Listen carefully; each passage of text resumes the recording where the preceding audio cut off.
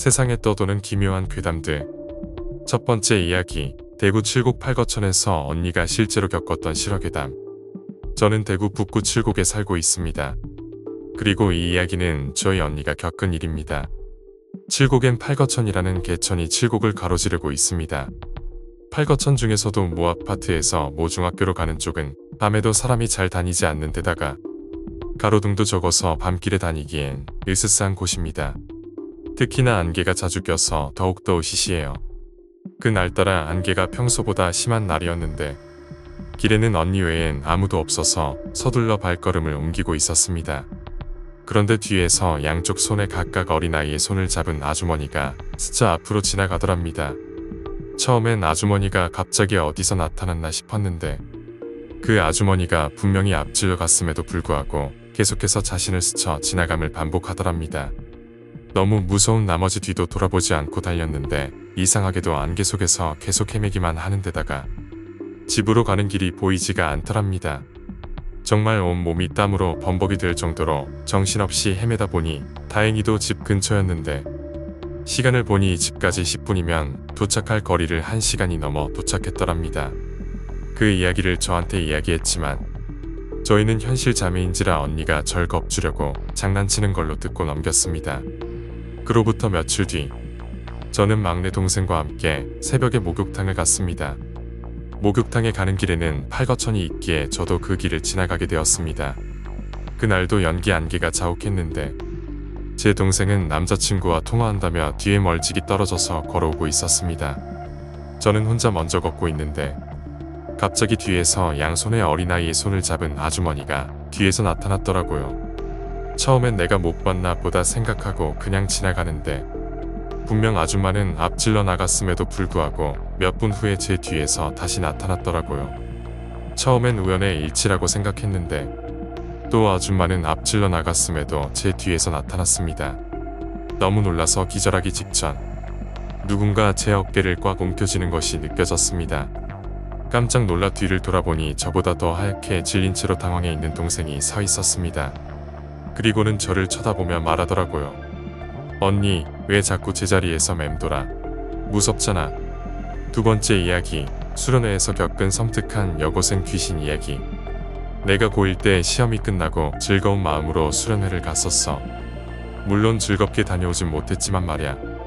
첫날 버스를 타고 수련원에 도착해 입소식을 하게 되었는데 다들 알듯이 처음에 연습하고 진짜 입소식을 하잖아. 그렇게 교장 선생님이 열심히 말씀하고 계시는데 갑자기 어디선가 웃는 소리가 들렸어. 우리는 다들 당황해서 누군가 싶어 소리가 났던 쪽으로 쳐다봤지만 그때 입소식하는 곳에 있던 사람들 모두가 의아해했어.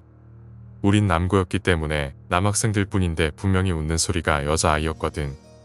여선생님이라 해봤자 선생님들은 전부 단상 위에 계셨을 뿐만 아니라 교관도 전부 남자였어. 우린 그렇게 입소식 때부터 섬뜩한 기운을 느꼈어.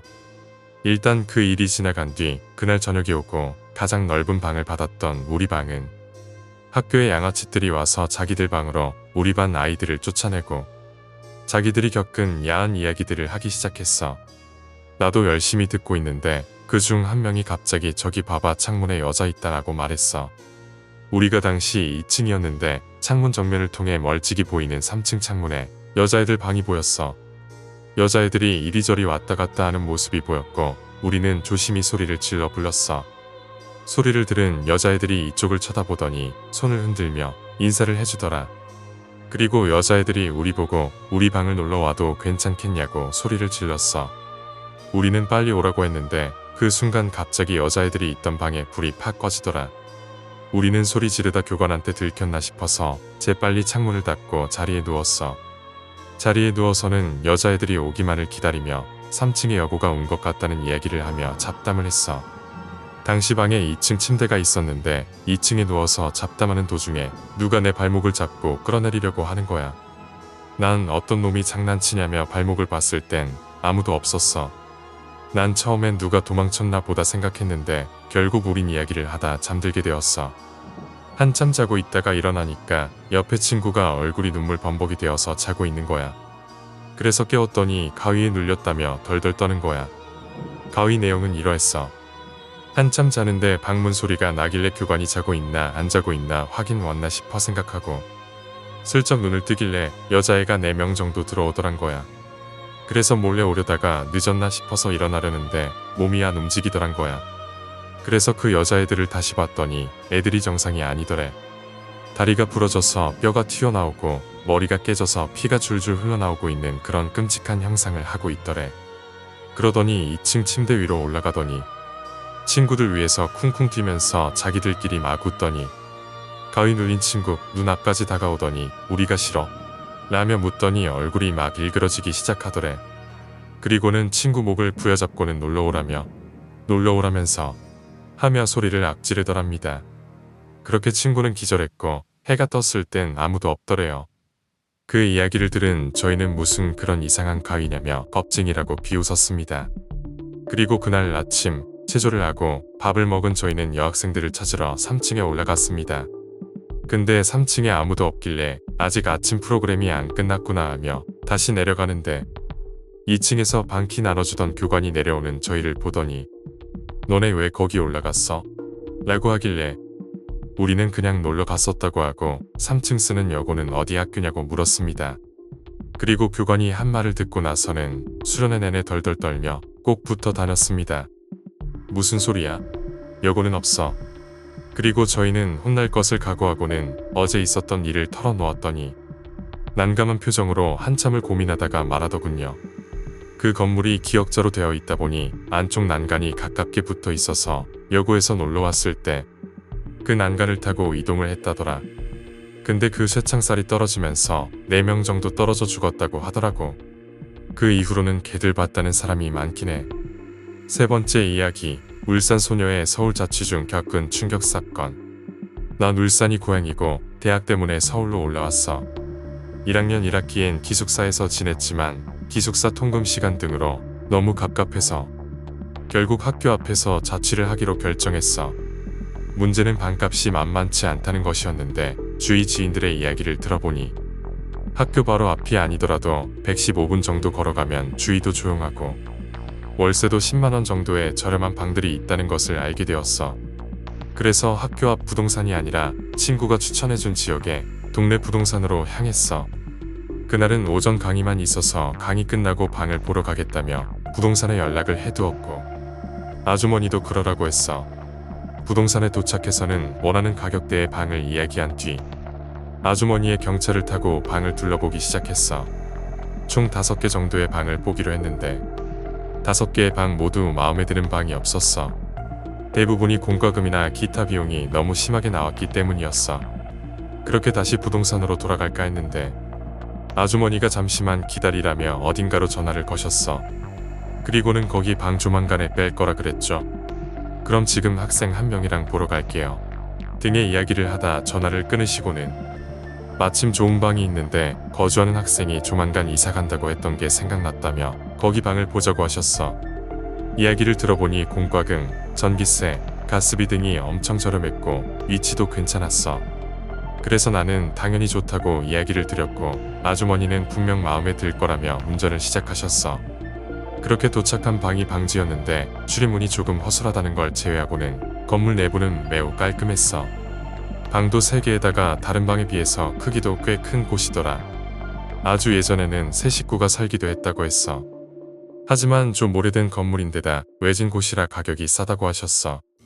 아주머니가 현관 비밀번호를 누르고 들어가셨는데 마침 방 안에는 이삿짐이 꽤 포장되어 있었고 이 방에서 살던 학생처럼 보이던 내 또래 남자가 이사 박스를 정리 중이었어.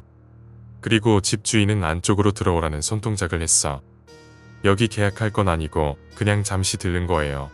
라며 아주머니가 말씀하셨고 화장실 문도 열어보고 창문도 다 열어보고 현관문도 끝까지 다 열어보라고 하셨어.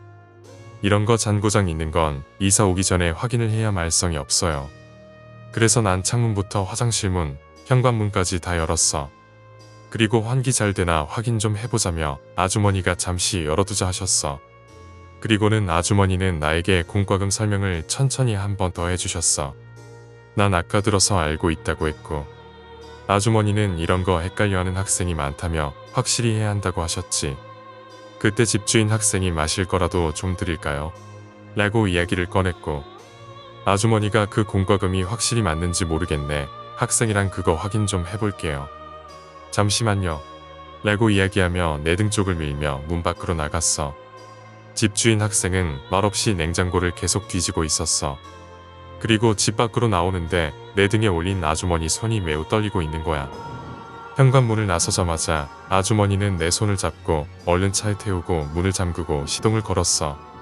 나도 그제서야 뭔가 잘못됐다는 생각이 번쩍 들었어. 집주인이라는 사람은 몸이 안 좋다고는 했지만 집인데 마스크를 쓰고 있었고, 다 포장된 이삿짐을 계속 만지는 듯한 행동을 하며 자꾸 정면은 보여주지 않는 거야. 차 시동이 걸리고 출발했는데 큰 도로에 차가 나오자마자 아주머니는 경찰서에 신고를 하셨어. 1시간 정도 뒤에 연락이 왔어. 원래 집주인인 학생이 학교 간 사이에 도둑이 든 거였다며 마침 그때 나랑 아주머니가 방문했던 거라고 했어. 우리 둘은 다시 부동산으로 돌아올 때까지 머리가 멍하고 정말 무서웠어. 부동산에 도착하고 나서 아주머니가 같이 따뜻한 거라고 먹자 하셨고 나도 그러자고 했어. 혼자선 있기 무섭고 몸에 오한이 느껴졌거든. 같이 밥을 먹으며 내가 아주머니한테 어떻게 알았냐고 물어보니까 그 건물은 여자 전용 원룸이야. 학생. 아주머니는 애초에 통화할 때도 아마 집주인이 없을 거라는 통화를 한 상태였고, 그래서 문을 열고 들어갔을 때 누가 있는 걸 보고 남자친구나 오빠인가 생각도 했지만 행동이 너무나 어색하더란 거야. 혼자였으면 바로 도망을 가려고 했지만 내가 있어서 차마 그러지는 못했다고 하셨어. 그리고 현관문이나 창문 이런 걸 다 열어놓으면 해코지 못할 거란 생각에 일부러 활짝 열어두셨다고 했어. 나중에 듣기로는 마스크와 모자 때문에 범인이 잡히진 않았고 나는 다시 기숙사에 들어가기로 했어. 물론 다른 동네의 방을 얻을 수 있었지만 그런 엄두가 안 나더라고. 도둑과 같은 공간에 있었다는 자체도 정말 무서웠지만 정말 무서웠던 건 나와 아주머니가 차에 탑승하고 시동을 거는 동안 원룸 건물 모퉁이에서 우리가 타고 있는 차를 몰래 지켜보던 그 사람의 모습이 기억에서 지워지지 않았거든. 4번째 이야기, 고향의 산신과 도토리 줍는 소년. 내가 초등학생이었던 무렵의 이야기이다. 나의 고향에서는 저녁이 되면 아이들에게 집에 돌아가라는 동네 방송이 나왔다. 방송이라고 해도 무미건조한 것이 아니라 저녁 노을 작은 노을의 멜로디가 스피커에서 지직거리며 울려 퍼졌다. 그렇지만 한참 놀고 있는 아이들에게 그런 방송은 잡음일 뿐이었고 방송이 울려 퍼져도 날이 저물 때까지 노는 것이 일상이었다. 하지만 지금 와서 생각해보면 그 방송은 어른들의 경고였다. 난 그날 혼자서 도토리를 줍고 있었다. 우리 마을에는 도로에서 조금만 벗어나도 산이 있었다. 그 산은 아이들에게 거대한 놀이터와 같았다. 바삭거리는 낙엽을 밟으면서 나는 예쁜 도토리를 찾아 걷고 있었다. 하나를 찾으면 주저앉아 그것을 줍고 근처에서 또 도토리를 찾아냈다. 그런 식으로 나는 계속 깊은 산속으로 들어가고 있었다. 나는 그때 도토리를 줍는 것에 완전히 몰두하고 있었다. 아이들은 종종 하나의 일에 집중하기 시작하면 주변은 전혀 눈에 들어오지 않게 되곤 했다. 그날 나도 그런 상태였던 것이다. 멀리서 저녁 노을의 멜로디가 들려오기 시작했을 때도 나는 전혀 신경 쓰지 않고 있었다. 벌써 시간이 그렇게 됐나 싶으면서도 조금 더 주워야겠다는 생각으로 도토리를 줍고 있었다. 얼마나 되었을까? 손에 든 비닐봉지에는 도토리가 가득 채워져 있었다. 나는 만족해서 자리에서 일어났다. 그리고 나는 그제야 주변이 어두워졌다는 것을 알아차렸다. 갑자기 차가운 바람이 내 겨드랑이 사이를 스치고 지나갔고 난 갑자기 불안해지기 시작했다. 집에 돌아갈래. 무서움을 떨쳐내려고 나는 소리내서 말했다. 하지만 목소리는 점차 떨리기 시작했다. 그리고 집에 돌아가기 위해 발을 내디뎠을 때 나는 내가 산에 어디에 있는지 모른다는 것조차 알아차렸다. 도토리를 줍는 것에 열중한 나머진 내가 어디로 가는지도 모르고 있었던 것이다. 그것은 나의 불안감을 더욱 가중시켰다. 따로 어디에 표시를 해둔 것도 아니었다. 산을 올라왔는지 내려왔는지조차 몰랐다. 난 한참을 생각하다 어느 동화를 떠올렸다. 헨젤과 그레텔. 빵을 뜯어서 표시를 하고 그것을 따라 돌아왔다는 이야기였다. 나는 거꾸로 도토리를 주워서 왔으니 도토리가 없는 쪽으로 가기로 했다. 지금 생각하면 어리석은 생각인데 당시 어렸던 나에게는 대단히 괜찮은 생각 같았다. 하지만 그것은 생각만큼 쉬운 일이 아니었다. 도토리는 어디에나 떨어져 있었고 해가 진 상황에서 도토리가 없는 쪽을 찾는 것은 불가능에 가까웠다. 나는 옆에 있는 바위에 걸터 앉아 어찌할 바를 모른 채 있었다. 그리고 때때로 멀리서 들려오는 정체 모를 짐승의 울음소리에 잔뜩 겁을 먹고 있었다. 점차 어둠 속에서는 이상한 것들이 보이기 시작했다. 옛날 이야기에서 들었던 산에 사는 거대한 짐승, 산에 조난당해 죽은 사람들의 귀신, 차례로 어둠 속에서 나타났다 사라지는 환각을 보며 내 정신은 점점 흐릿해져 갔다. 난 이대로 죽는 것일까? 공복과 추위, 환각에 시달리던 나는 어린 마음에 그런 생각까지 하고 있었다. 몽롱한 와중에 나는 무엇인가가 낙엽을 밟으며 걷고 있는 소리가 들렸다. 난 모든 신경을 귀에 집중해 소리를 들었다. 역시 무엇인가가 걷고 있었다. 소리에서 그것은 내 발 달린 짐승이 아니란 것은 알 수 있었다. 그렇다면 사람일까? 소리의 방향으로 시선을 돌렸지만 아무것도 보이지 않았다. 하지만 소리는 계속해서 들려왔다. 만약 사람이라면 등불 하나 없이 이 시간에 산길을 걸어 다닐 수는 없었다. 거기다가 도대체 이곳에서 무엇을 하는 걸까? 소리는 내가 있는 곳에서 10m 정도 떨어진 곳까지 다가왔다. 난 정체 모를 것에 대한 공포를 느끼기 시작했다. 소리는 나지만 모습은 안 보였다. 난 두려워서 반대편으로 도토리를 던지며 그것의 주의를 끌기로 했다. 하지만 비닐봉지에 손을 댄 순간 부스럭하고 소리가 크게 울려 퍼졌다. 그 순간 등골이 오싹해졌다. 방금 전까지 들려오던 발소리가 분명히 나를 향해 오기 시작했다. 발소리는 눈 깜짝할 사이에 내 눈앞까지 도착했다. 그리고 내 주변을 빙글빙글 뛰며 돌기 시작했다. 주변의 풀들은 이리저리 흔들리며 이곳에 무언가가 존재한다는 것을 보여주었다. 난 완전히 패닉에 빠졌다. 풀이 흔들리고 발소리는 들리는데 그 정체는 모습조차 보이지 않았다. 난 소리도 못 내고 조용히 눈물을 흘렸다. 발소리는 점점 다가와서 흔들리는 풀이 내 몸에 부딪힐 정도가 되었다. 난 여기서 죽는다. 막연히 드는 그 생각에 눈물은 점점 더 넘쳐 흘렀다. 나는 눈을 감고 이빨을 악문 채 죽음이 다가오는 것을 기다렸다. 그렇게 어느새 발소리가 사라졌다. 불의 흔들림도 느껴지지 않았다. 난 살았다고 생각하며 안도의 한숨과 함께 눈을 떴다. 그리고 난 한순간 숨을 멈췄다. 내 코앞에 주름투성이의 추악한 얼굴이 있었다. 마치 고대 유적에서 발굴된 미라 같은 모습이었다. 그것과 시선이 그대로 마주쳤던 것이다. 기분 나쁜 목소리로 그것이 말했다. 나는 그 말을 이해할 수 없었다. 내가 살던 지방의 사투리와도 전혀 다른 독특한 분위기의 말이었다. 그리고 그것은 몇 번이고 같은 말을 반복했다. 난 공포에 질려 숨소리조차 낼 수 없었다. 눈앞에서 일어나는 것들이 현실인지조차 알 수 없었다. 하지만 소리는 분명히 들려오고 있었고 점점 목소리가 험악해지고 있었다. 뭐라고 말하는 것인지 열심히 생각했다. 생각하는 동안에도 소리는 계속 커져서 고막이 터질 것만 같았다. 점점 그것에 눈이 대굴대굴 움직이기 시작하더니 얼굴 전체가 덜덜 흔들리기 시작했다. 그때 내가 왜 그렇게 한 것인지는 아직도 모르겠다. 나는 그 순간 손에 들고 있던 도토리가 가득한 비닐봉지를 그것에게 내밀었다. 그리고 그 순간 흔들리던 얼굴이 멈추고 눈의 초점이 내가 내민 비닐봉지로 향했다. 그리고 큰 소리와 함께 그것은 내가 내민 봉지를 들고 크게 웃으면서 사라졌다.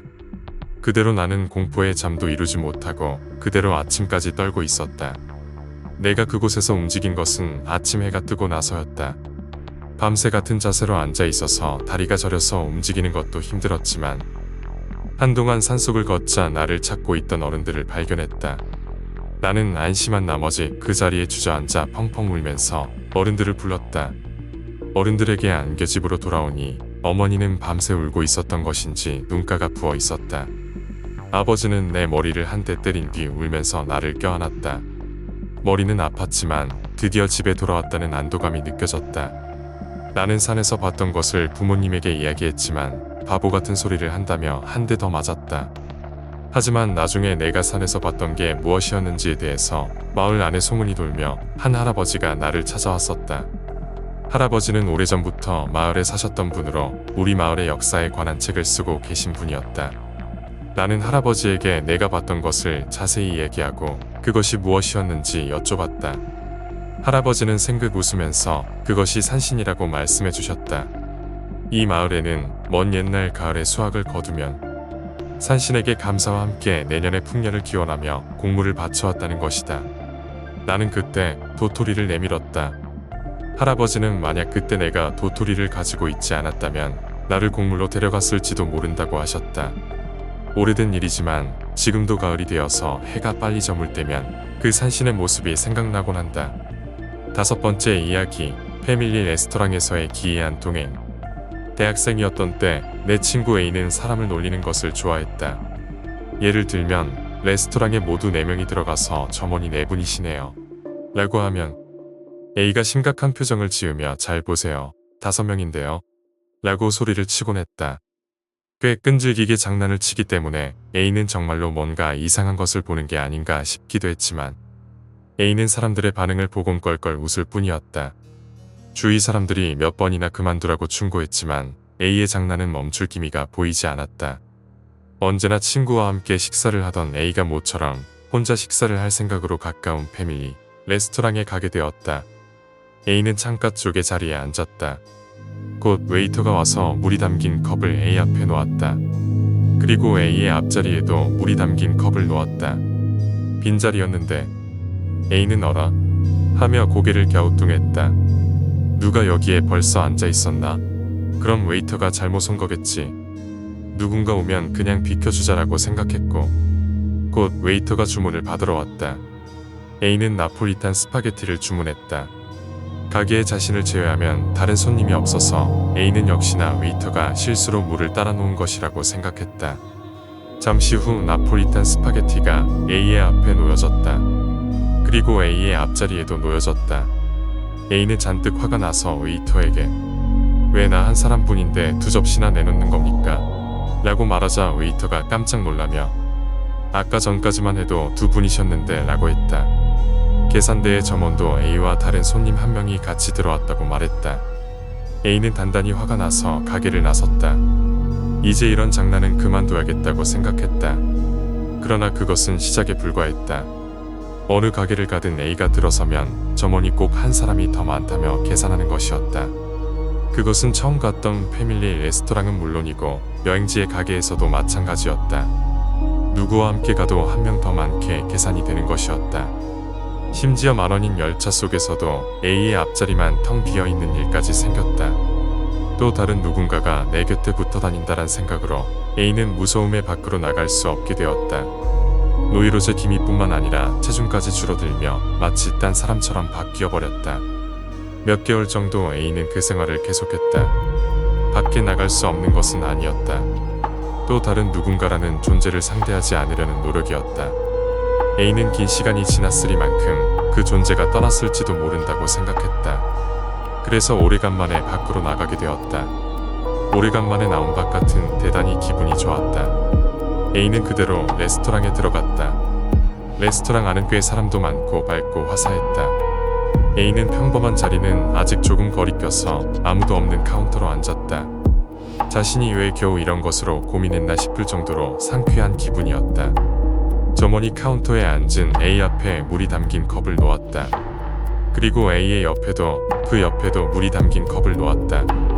6번째 이야기, 스키 여행 중 벌어진 기묘한 사건. 어느 지방으로 스키를 타러 갔을 때의 이야기입니다. 차로 가게 되었는데 지도를 보던 도중 친구가 말했습니다. 이쪽이 가까운 거 아니야? 눈도 오지 않기 때문에 산을 넘어가는 길로 가기로 했습니다. 그러다 갑자기 차선이 1차선 도로로 바뀌고 좁은 산길이 계속되기 시작했습니다. 친구가 불안한 듯이 말했습니다. 이거 완전히 잘못 온 것 같은데. 그래도 지도에서 봤을 때는 이쪽이 가까웠어. 고개 넘어가면 바로야. 나도 잘못 온 것 같았지만 눈도 내리지 않고 유턴을 할 수 없는 곳이라 일단 산길을 계속 나아갔습니다. 울창하게 우거진 나무들, 민가 하나 눈에 띄지 않는 산길, 경쾌한 음악이 흐르는 차 안과는 반대로 우리 2사람은 말 없이 깊은 밤의 산길을 묵묵히 나아가고 있었습니다. 1시간 가까이 달려 드디어 고개에 도착한 그때 친구가 말했습니다. 저기 누가 있어. 나도 사람의 모습을 알아차렸습니다. 속도를 조금씩 늦춰 가까이 가보니 그 사람은 우리를 향해 손을 흔드는 것처럼 보였습니다. 나이는 30대 정도로 보였고 손을 흔들며 생글생글 웃고 있었습니다. 그는 우리 차의 창문을 콩콩 두드렸습니다. 하지만 밖이 너무 추워서 목소리가 들릴 정도로 몇 센치 정도만 문을 내렸습니다. 죄송합니다. 큰일이 났습니다. 저쪽에서 차가 멈춰버렸어요. 괜찮다면 도와주시지 않겠습니까? 나와 친구는 아무 말도 없이 조용히 있었습니다. 그 남자는 작게 연 창문 틈으로 손가락을 집어넣으며 말했습니다. 열어주세요. 문은 잠겨 있었는데 밖에서 문을 열려는 소리가 들렸습니다. 좀 열어줘요. 웃고 있는 얼굴과는 정반대로 딸가닥거리며 문을 열려는 소리는 더욱 커져갔습니다. 그리고 남자는 문을 열기 위해 필사적으로 달려들었습니다. 출발하자. 문 절대 열지 마. 친구가 소리치자마자 나는 바로 엑셀을 밟고 그 남성을 내버려 둔 채 그 자리에서 떠났습니다. 드디어 민가가 보일 무렵 침묵하고 있던 친구가 조용히 말했습니다. 너도 알아차렸지? 그 사람 이런 한겨울인데도 여름옷을 입고 있었어. 게다가 이렇게 추운 날씨에 입김조차 나지 않았잖아. 절대 산 사람이 아니야. 7번째 이야기, 얼굴 인식과 죽음의 데이터. 몇 년 전 나는 한 기업의 연구팀 소속이었다. 연구팀이라고는 하지만 하얀 가운을 입고 화학약품들을 다루는 일은 아니었다. 우리가 맡았던 것은 카메라를 통한 얼굴 인식 시스템과 그 응용 방법에 대한 연구였다. 메인 컴퓨터 한 대에 프로그램을 설치한 뒤 그곳에 여러 곳의 CCTV 영상을 수집해 얼굴을 인식시키는 것이었다. 그리고 그 자료를 기반으로 기록을 자동으로 작성하는 시스템이었다. 다만 그런 시스템 자체는 당시에도 꽤 개발이 진척된 상황이었기에 기본이 되는 얼굴 인식 프로그램에 추가 기능을 집어넣는 것이 우리 팀의 목표였다. 다른 프로그램과 차별화를 위한 것이었다. 최초로 시도했던 것은 얼굴 인식을 통해 그 사람의 나이를 추정하는 것이었다. 요즘에는 스마트폰 애플리케이션으로도 널리 알려져 있지만 기본적인 메커니즘 자체는 일기예보와 비슷했다. 미리가 변형별로 수집한 얼굴을 컴퓨터에 입력하고 카메라가 얼굴을 인식하면 수집된 자료와 비교해 예상되는 나이를 산출하는 것이다. 방법은 무척 간단했지만 그럼에도 신뢰도는 높아서 테스트 단계에서도 적중률이 40%에 육박했고 최종적으로는 오차범위 8살 정도로 맞추는 수준에 이르렀다. 꽤 재미있는 내용이었지만 이 정도는 다른 연구팀에서도 추진하고 있는 프로젝트다. 그래서 우리는 조금 더 차별화될 수 있는 독특한 기획을 만들기 위해 머리를 짜내고 있었다. 다행히 우리 연구팀에는 얼굴 사진과 개인정보의 빅데이터가 수집되어 있었기 때문에 여러 가지 시도를 해볼 수 있었다. 이름부터 시작해 학력, 출신지까지. 하지만 역시나 이름을 예측하는 것은 무리였다. 애초에 데이터화되기 힘들 뿐만 아니라 각 사람마다 모두 다를 수밖에 없는 이름을 컴퓨터로 예측하는 건 무리였다. 그렇지만 놀랍게도 학력 예측은 중졸, 고졸, 전문대졸, 대졸의 4가지 패턴의 단순한 분류였던 덕인지 50%에 달하는 적중률을 보였다. 게다가 출신지 예측의 경우에도 예상외로 높은 적중률을 보였다. 홋카이도부터 오키나와까지 각 지역 사람들의 얼굴을 분류해 입력하자 각 도시별로 10%에 가까운 적중률이 나온 것이었다. 겨우 10%라고 생각할 수는 있지만 우리에겐 상당히 충격적인 결과였다. 나이를 알아맞추는 것은 사람이 한다 해도 대충 어느 정도인지 가늠할 수 있다지만 10명 중 1명이라는 확률이라도 얼굴만을 통해 그 사람이 어느 도시 출신인지 맞출 수 있는 사람이 있을까? 거기서 나는 어느 정도의 자료만 확보되면 컴퓨터의 예측이 사람보다 정확할 수 있다는 가설을 내놓고 한층 더 연구에 몰두했다. 그러던 어느 날 팀 내에서도 괴짜로 평가받던 A가 우리 이걸로 남은 인생 예측 같은 거 해볼래? 라는 제안을 했다. 아무래도 당시 한참 화제였던 만화 데스노트의 영향이었던 것 같다. 하지만 개인정보의 빅데이터가 구축되어 있다고는 해도 당연히 여생에 관한 자료가 있을 수는 없었다. 그거야 세상을 떠난 역사적 인물 사진 중에 언제 찍었는지 확실한 사진으로 자료를 만들면 되지. 흑백 사진이라도 인식하는 데는 문제 없을 거 아냐? 물론 컬러 사진에 비하면 인식률 자체는 떨어질지언정 메커니즘상 흑백 사진도 큰 상관은 없다. 하지만 그런 제한된 조건이라면 자료의 수가 너무 적다는 게 문제였다. 중요한 건 얼굴과 사진을 찍은 날, 그리고 죽은 날이 확실하기만 되는 거야. 천재지변이나 사고로 죽은 사람 사진 같은 걸 신문에서 찾았으면 되잖아. 그런 식으로 자료를 모으면 우발적인 사고와 외부 요인으로 인해 죽은 사람도 자료에 포함될 텐데 그런 건 어찌되든 상관없잖아. A는 능글맞게 웃을 뿐이었다. 당초 내가 여생을 측정하는 시스템 구축이라는 말을 들었을 때 떠올린 것은 얼굴의 현재 건강 상태를 확인해 언제쯤 자연사할지 예측하는 형태였다.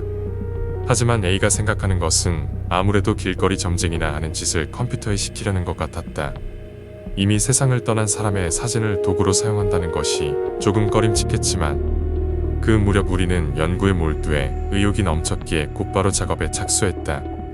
매일 신문과 뉴스를 뒤적이며 사진을 구해 죽은 날에서 사진을 찍은 날을 빼서 남아있는 예정 수명을 산출했다. 몇 주 지나지 않아 2천여 건에 달하는 빅데이터가 구축되었다.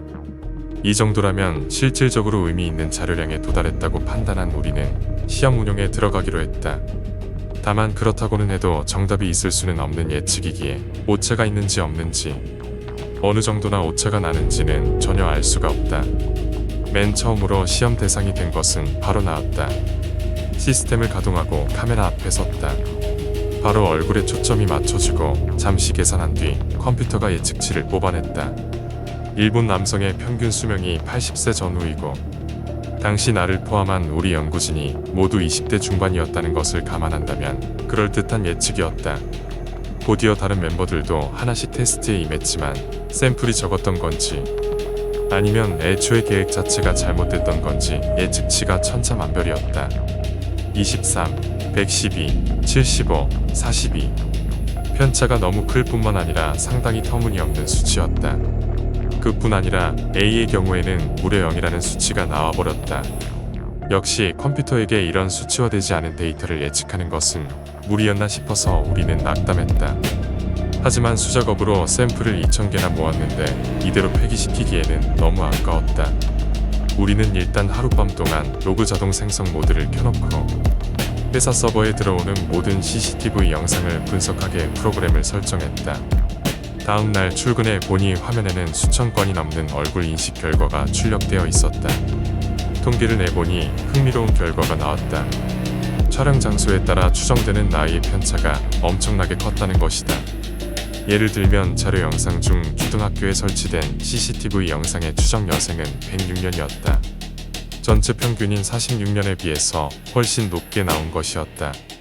반대로 처음으로 평균보다 낮은 수치를 기록한 것은 고속도로에 설치된 CCTV로 평균 38년이라는 수치가 나왔다.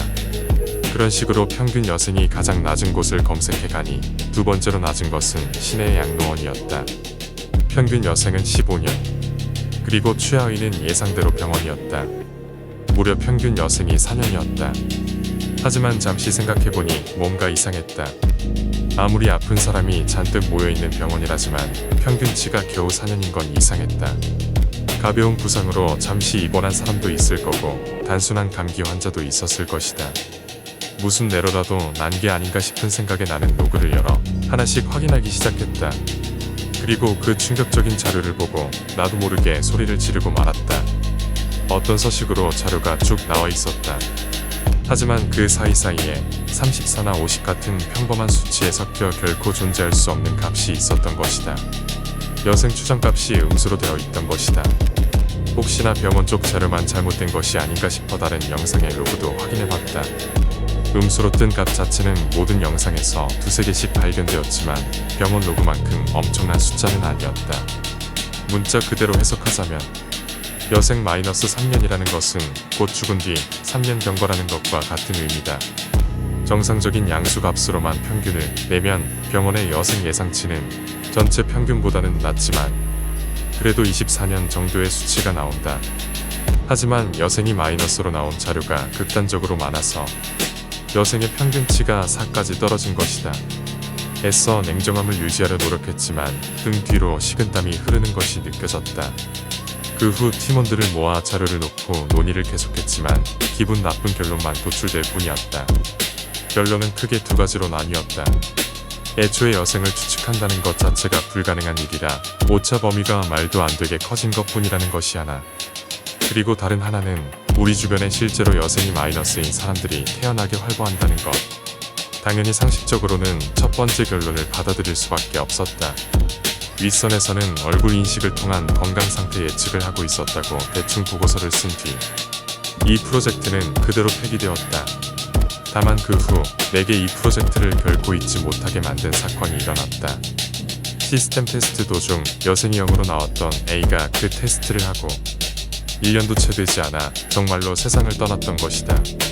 아침 출근 시간에 지하철 플랫폼에서 몸을 던져 그대로 자살했다고 한다. 그 소식을 듣자 온몸에 소름이 끼쳤다. 어떻게 컴퓨터는 그것을 예측할 수 있었던 것일까? 내 머리로는 도저히 이해가 되지 않는다. 컴퓨터에 입력된 정보는 샘플과 대상자의 얼굴뿐이다. 하지만 사실로서 A는 세상을 떠났다. 컴퓨터가 내놓은 예상치와 정확히 일치하는 애. 나도 과학을 연구하는 입장이고 초자연적 현상이나 비과학적인 것은 믿고 싶지 않다. 하지만 이 사건 이후 나는 CCTV와 인파가 너무나도 무서워 견딜 수가 없다. 매일 수백, 수천의 사람들을 지나쳐가며 시선이 마주치고 엇갈려간다. 그 사이에 이미 세상을 떠나고서도 몇 년이 훨씬 지난 얼굴을 한 사람이 없다고 단언할 수 있을까? 요즘 나는 병원 근처로 발도 들이지 않고 있다. 과연 나도 앞으로 60년 뒤 나는 세상을 떠나게 될 것인가? 그것만이 내게 남은 마지막 의문이자 실험이다.